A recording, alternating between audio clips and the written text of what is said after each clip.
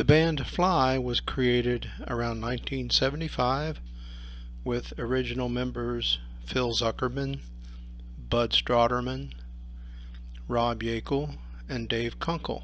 The band played locally for events and clubs, and we performed at the Queen's Ball one year and rode in the Apple Blossom Parade. After a while, we decided to go full-time and get a manager and travel on the road. At this time, Rob was not able to continue with the band, so we got Mike Dorsey to play keyboards. We would travel to different clubs in different towns up and down the coast and some in the Midwest, and usually play at a location for a couple weeks, 5 or 6 nights a week and 5 or 6 sets a night. And we would play top 40 music. At some point we decided to record some original songs, and we went to Omega Recording Studios. At that time it was in Kensington, Maryland. This was about 1978, and we recorded a few songs, and they offered us a position as a studio band. When they would teach their audio engineering classes, one of the classes would consist of having a band, and then the students would record the band and then mix the song. And by doing that, we were able to get quite a number of songs recorded, and without having to really pay anything for that. So we would squeeze in those recording times in between our events on the road. We eventually recorded and produced some 45 records. Some of the clubs that we would play would be the Green Gables, the Backroom Lounge, the Brass Cellar, and we would play for special events like the Apple Club. At some point we decided to add a singer because I was singing most of the songs and wanted to focus more on the music. And we got Marty Lanzino to sing with us.